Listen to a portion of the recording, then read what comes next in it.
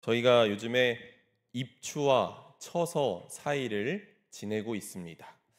그 새벽 기온이 한결 선선해졌어요. 네, 느끼신 분들이 많이 계실 텐데 이제 새벽 공기가 조금 선선해지니까 이제 좀 숨통이 트이는 것 같습니다.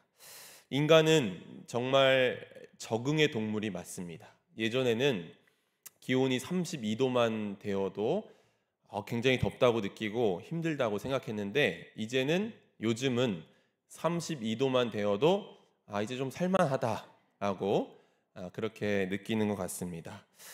이제 8월 23일이면 처서입니다. 네, 모기의 그 입이 비뚤어진다는 그 처서인데 이제 무더위도 곧 한풀 꺾이지 않을까 싶습니다. 요즘은 그 돌아갈 시간이 얼마 남지 않은 이 매미의 이 울음소리가 굉장히 처연하게 들리기도 하는데 이 매미 소리도 곧 잦아들 것입니다. 여름 내 무성했던 잎들도 가을이 되면 떨어져서 이제 땅으로 돌아갈 것입니다. 그러고 보면 자연은 때가 되면 제자리로 돌아갑니다. 그래서 돌아감이야말로 생명의 본성이라고 할 수 있습니다. 믿음의 사람들도 마찬가지입니다. 그 인생의 여정이 길든지 짧든지 평탄하든지 험난했든지 우리는 결국 하나님께로 돌아갑니다. 우리에게 믿음의 동료이자 또 믿음의 선배이셨던 이주연 집사님이 엊그제 하나님의 부르심을 받으셨습니다. 오늘 새벽 우리 담임 목사님 집례하셔서 천국 환송 예배 마치고 지금은 대전 현충원 장지로 옮기고 있을 텐데요. 집사님의 삶은 우리처럼 연약한 삶이었지만 그 모든 걸음걸음이 하나님을 향해 있었습니다. 그리고 그 믿음의 발걸음이 이제 영원한 안식에 거하게 되었습니다. 안타까운 마음을 금할 수 없지만 하나님의 품에서 영원히 안식을 누리고 계실 우리 집사님 기억하면서 여러분 위로받으시기 바랍니다. 그러나 돌아감은 죽음 이후에만 있는 것은 아닙니다. 오늘 이 자리에서 매일의 삶 속에서 우리의 시선을 하나님께로 돌려야 합니다. 우리가 세상 한복판에 살고 있지만 우리의 마음의 중심은 늘 하나님께 있어야만 합니다. 하나님을 지향하며 사는 것이 매일의 돌아감이라고 할 수 있습니다. 다니엘서는 바로 이 돌아감의 영성을 보여줍니다. 낯선 바벨론 땅, 그리고 압도적인 권력과 이 이방 문화 속에서 어떻게 하나님의 시선을 갖고 하나님께 시선을 맞추고 돌아갈 방향을 잃지 않을 수 있는지를 보여주고 있습니다. 여러분, 다니엘이라고 하면 무엇이 떠오르십니까?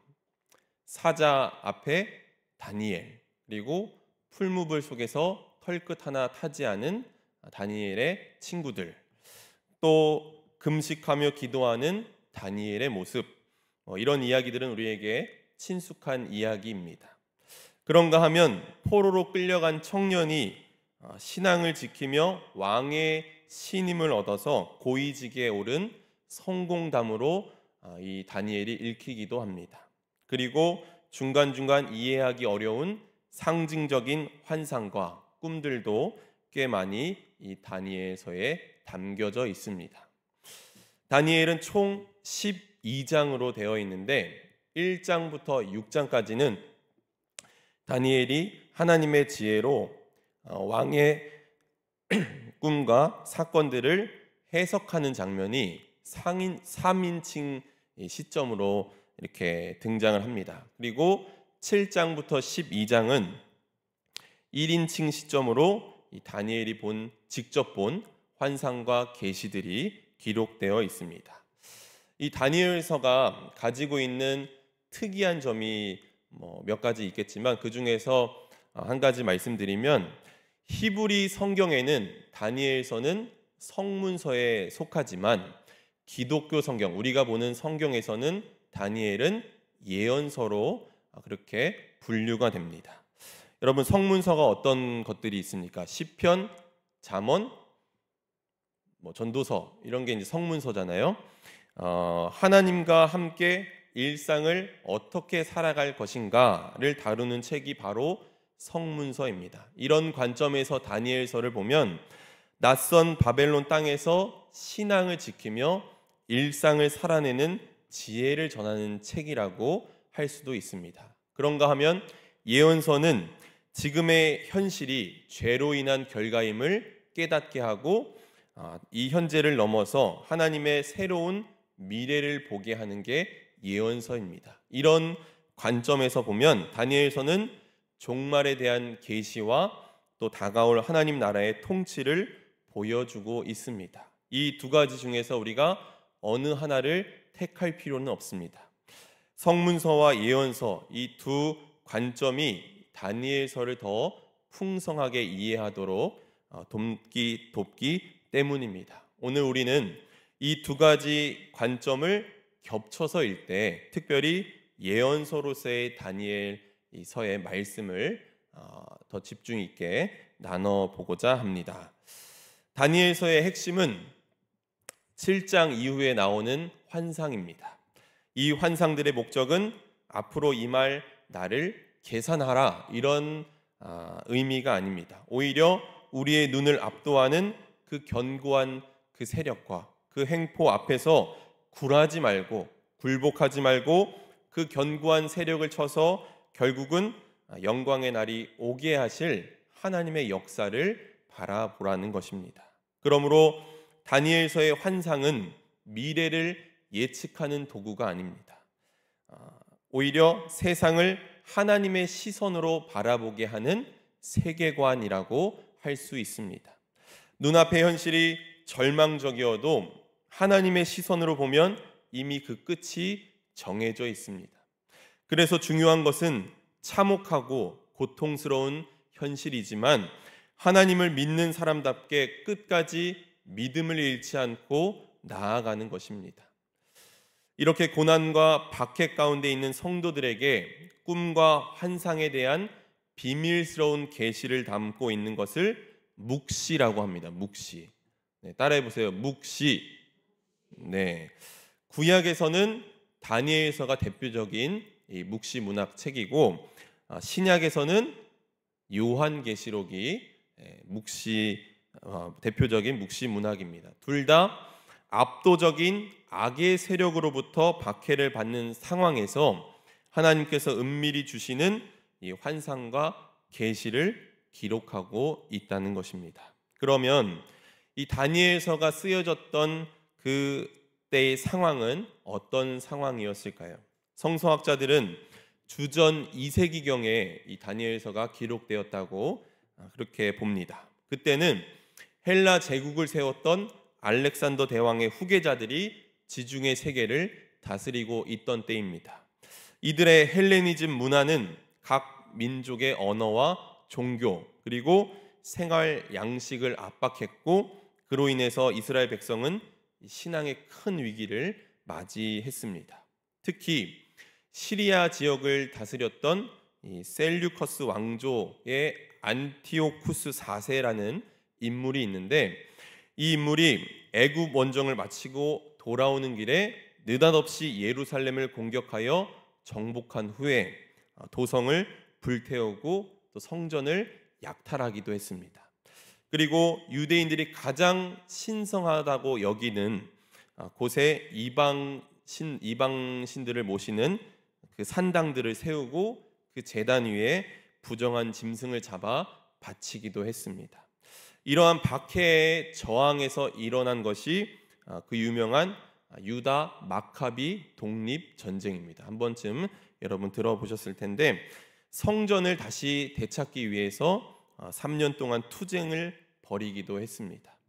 이 시기에 이스라엘 백성들이 겪은 일들은 굉장히 감당하기 어려운 일들이었습니다. 이때는 이스라엘 역사에 아주 어두운 시기였습니다. 다니엘서를 묵시문학이라고 부르는 이유가 바로 여기에 있습니다. 절망과 박해 속에서도 신앙을 지키기 위해 고군분투한 성도들을 위한 하나님의 위로와 소망의 말씀이 그 안에 담겨져 있기 때문입니다.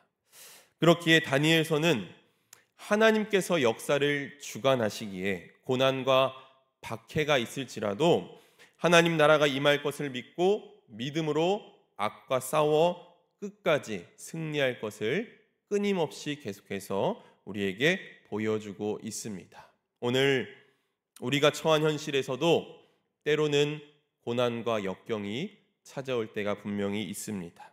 하나님의 일하심이 보이지 않고 하나님의 역사는 더딘 것처럼 보일 때가 있습니다. 그러나 하나님을 신뢰하는 사람들은 당장 결과가 눈앞에 보이지 않을지라도 믿음을 저버리지 않습니다. 왜냐하면 하나님의 때는 반드시 오기 때문입니다. 성루에 올라가서 하나님의 정의를 묻는 하박국에게도 하나님은 이렇게 말씀하셨습니다. 우리 다 같이 한번 읽어보도록 하겠습니다. 시작.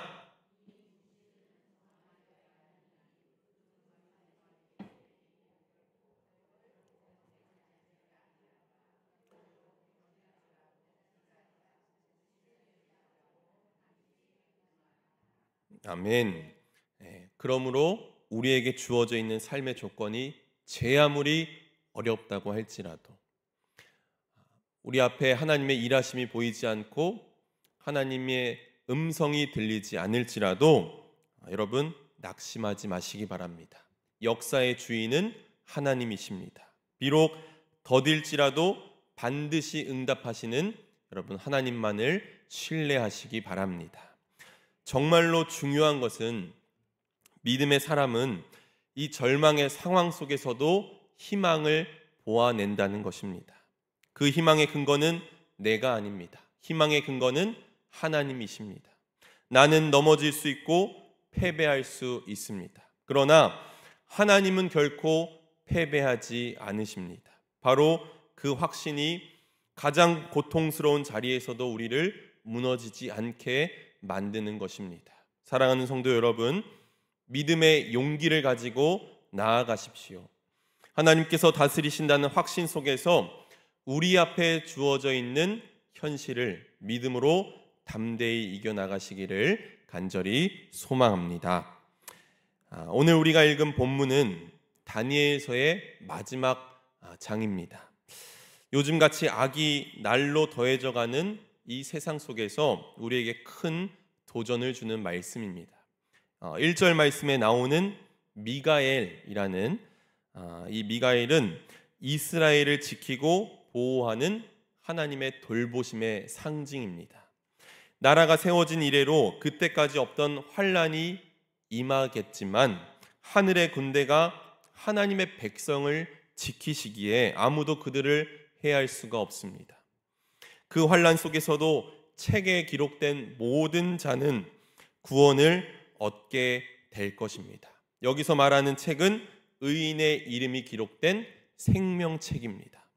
생명책에 이름이 있다는 것은 하나님께서 반드시 역사하신다는 약속이고 또 우리가 이 땅에서 어떻게 살아왔는지를 하나님이 기억하시고 평가하신다는 말입니다.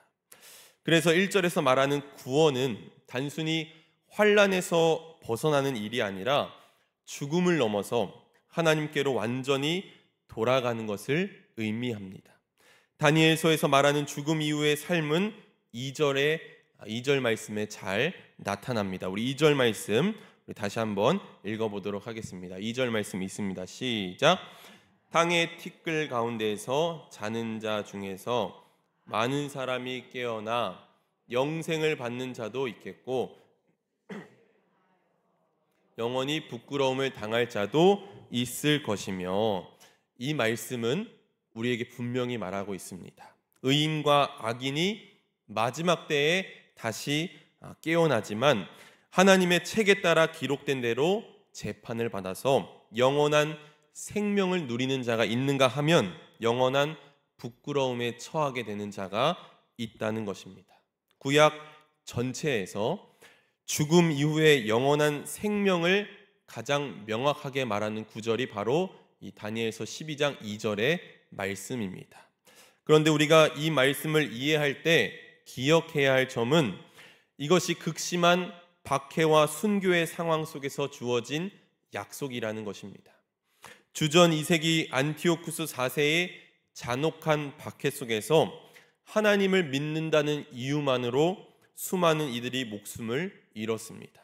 그들은 하나님께서 살아계신지, 하나님의 도우심의 의미가 무엇인지 묻지 않을 수 없었습니다.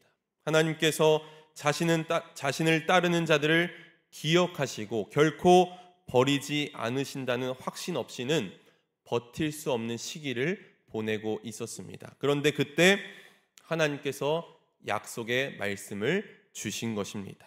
이 땅에서 죽지 않고 영광을 누리는 삶이 참된 복이 아니라 죽음 이후에 다시 살아나서 영원한 생명을 누리는 것이야말로 진정한 복이라는 것입니다. 그렇기에 다니엘서는 결코 굴복하지 말고 믿음을 굳게 지키라고 권면하는 것입니다. 바로 그런 의미에서 부활신앙은 죽음 이후에 영원한 삶이 있다는 것을 믿는 것에서 그치는 것이 아니라 하나님께서 반드시 새 생명을 주실 것이라는 확신과 신뢰라고 할 수 있습니다. 부활신앙은 죽음을 다루는 법을 가르치는 게 아닙니다. 예수 그리스도로 말미암아서 이미 죽음은 극복되었습니다. 부활신앙은 오늘 여기에서 잘 살아가는 법을 가르치는 것입니다. 그래서 부활신앙이라는 것은 예수 그리스도가 부활의 첫 열매가 되신 것처럼 우리도 다시 부활할 것을 믿는 믿음도 있지만 오늘 우리의 일상 속에서 부활의 삶을 살아가는 것입니다. 부활의 삶이 무엇입니까? 그것은 더 이상 낙심하지 않는 사람으로 살아가는 것입니다. 넘어지고 쓰러져도 하나님께로 돌아가는 길에서 벗어나지 않는 삶입니다. 부활하신 주님의 생명이 우리에게 있음을 여러분 믿으시기 바랍니다. 나는 패배하여 넘어질지라도 주님은 패배하지 않음을 여러분 믿고 신뢰하며 나아가십시오. 거친 세상에서 실패하고 쓰러질 때마다 부활신앙으로 다시금 일어서시기 바랍니다. 이 부활신앙이야말로 하나님을 지향하는 일을 포기하지 않게 만듭니다. 이런 부활신앙의 믿음을 지키며 다른 이들을 믿음에 굳게 서도록 권면하는 이들은 3절 말씀에서처럼 별과 같이 영원토록 빛나게 될 것입니다. 살아있지만 믿음을 저버리고 또 마침내는 부끄러움에 처하게 되는 이들이 있는가 하면 죽은 것처럼 몰락하고 쓰러지지만 하늘의 별과 같이 빛나는 이들이 있습니다. 여전히 이 세상이 무너지지 않고 유지되고 있는 이유는 바로 이런 이들이 세상 곳곳에 있기 때문입니다. 그들은 많은 이들을 옳은 대로 돌아오게 하고 불의와 가짜 진리에 굴복하지 않고 끝까지 진리와 의를 고수하는 찬란하고 눈부신 존재들입니다. 오늘 우리의 소명이 여기에 있습니다. 다니엘서는 마지막 때를 위한 말씀입니다. 짐승처럼 강하고 거세고 빠른 시대, 악이 날로 더해가는 시대 속에서 저와 여러분이 어떻게 살아야 하겠습니까? 부활신앙 위에 굳게 서서 어둠 속에서 빛을 밝히고 또 많은 이들을, 오늘 내가 만나는 모든 이들을 옳은 대로 돌아오게 하고 하나님의 빛 가운데로 돌아오게 하는 게 바로 오늘 우리의 소명인 줄로 믿습니다. 그렇다면 우리는 어떻게 이 부활신앙을 끝까지 지켜낼 수 있겠습니까? 다니엘서의 마지막 말씀은 우리에게 분명히 말합니다. 하나님은 계속해서 하나님의 천사를 통해 다니엘에게 모든 계획과 뜻을 이루어 가시며 일러주십니다. 두 사람이 강 양쪽에 서 있었는데 그 중에 한 사람이 이 놀라운 일의 끝이 어느 때까지인지를 물었습니다. 이에 세마포 입은 존재가 하늘을 가리켜 맹세하며 말합니다. 7절 하반절입니다. 반드시 한때, 두때, 반때를 지나서 성도의 권세가 다 깨지기까지이니 그렇게 되면 이 모든 일이 다 끝나리라 하더라. 여기서 한때, 두때, 반때는 단순히 3년 반이라는 물리적 시간을 말하는 것이 아니라 하나님이 정하신 특별한 시간을 의미합니다. 다시 말해서 모든 고난과 환난에는 하나님의 때가 있다는 것입니다. 근데 그때는 반드시 끝나는 날이 있다는 것입니다. 지금 고난과 박해를 받고 있는 백성들을 향해서 그날이 마침내 끝날 것을 선포하고 있는 것입니다. 이어서 9절 말씀, 그가 이르되 다니엘아 갈지어다, 이 말은 마지막 때까지 간수하고 봉함할 것이라는 말씀이 주어집니다. 말씀을 간수하고 봉함한다는 것은 하나님의 말씀이 반드시 성취되는 된다는 것을 확증하는 표현입니다. 반드시 하나님께서 행하시는 이 마지막 날들이 이루어질 것이니 다니엘이 해야 할 일은 본인이 가야 할 길, 자신이 가야 할 길을 그대로 계속해서 가는 것입니다. 주님의 말씀이 반드시 성취될 것이지만 현실은 여전히 그대로입니다. 환난은 지속될 것입니다. 하지만 이러한 환난으로 인해서 성도들은 연단을 받아 정결하게 될 것입니다.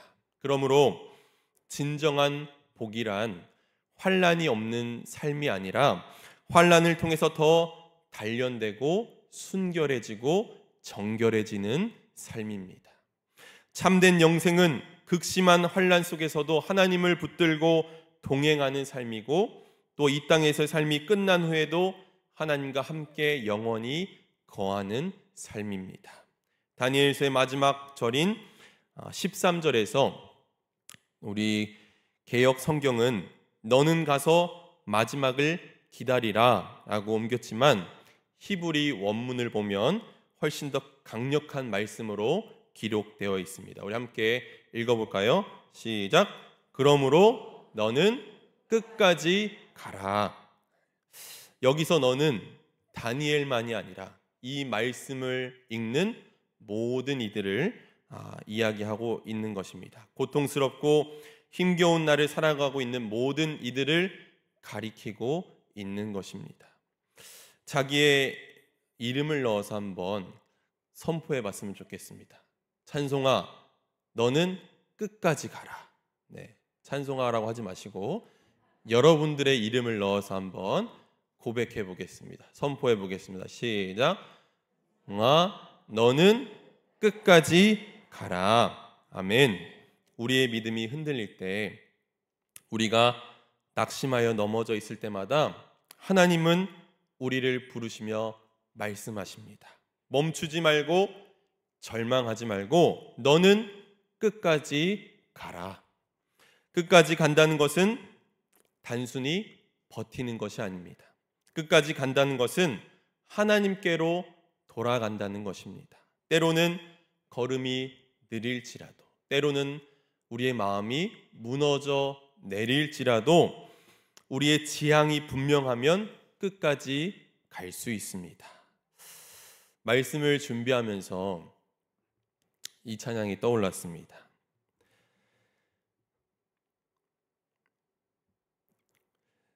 세상 흔들리고란 찬양인데요. 세상 흔들리고 사람들은 변하여도 나는 주를 섬기리. 주님의 나라는 영원히 변하지 않네. 나는 주를 신뢰해. 오직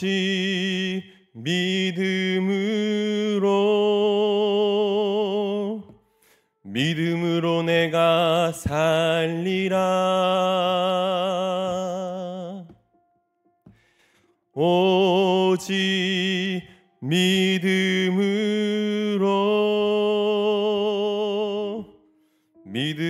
내가 살리라. 오직 믿음으로, 오직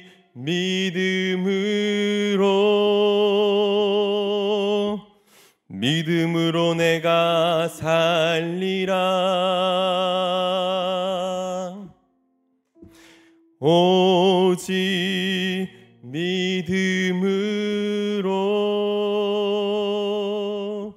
믿음으로 내가 살리라. 아멘. 사랑하는 성도 여러분, 세상은 속절없이 흔들리지만 우리에겐 흔들리지 않는 반석과 같은 하나님이 계시는 줄로 믿습니다. 그 하나님을 믿고 여러분 확고하게 나아가시기 바랍니다. 성도의 권세가 깨어지고 멸망에 가증한 것들이 거룩한 곳에 선다 해도 그 끝은 반드시 옵니다. 하나님의 약속은 변하지 않습니다. 믿음을 굳게 지키십시오. 어떤 고난과 역경이 있을지라도 약속의 말씀을 믿고 굳게 나아가십시오. 이렇게 살아갈 때 마침내 우리가 영원한 생명을 누리게 될 줄로 믿습니다. 아멘. 기도하겠습니다.